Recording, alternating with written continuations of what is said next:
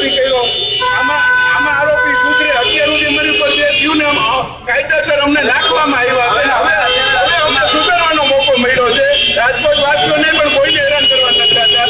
સુધારવાનો મોકો અમને ગઢવી સાહેબે સિટી સાહેબે પૂરી ક્રાઇમ બ્રાન્ચે આપ્યો છે. અને આવું ને આવું કામ જો ક્રાઇમ બ્રાન્ચ સરકી રહે તો ગુનેગાર નહીં. સૌરાષ્ટ્રમાં આતંક મચાવનાર કુખ્યાત આરોપી પર રાજકોટ પોલીસે સકંજો કસવાની શરૂઆત કરી છે. એક પછી એક રાજકોટ પોલીસ દ્વારા 6 કુખ્યાતોને જેલના સળિયા પાછળ ધકેલી દેવામાં આવ્યા છે. જેમાં સૌથી પહેલા સૌરાષ્ટ્રના મોસ્ટ વોન્ટેડ બલી ડાંગરનો વારો આવ્યો, જેને પોલીસે સ્પેશિયલ ઓપરેશન કરીને ઝડપી પાડ્યો. ત્યારબાદ બલીના દુશ્મન એવા મહેશ ગમારાને પણ ધરદબોચી લીધો. રાજકોટ પોલીસે સૌરાષ્ટ્રના કુખ્યાત બિલ્ડર કમલેશ રામાણીને પણ જેલની પાછળ ધકેલી દીધો.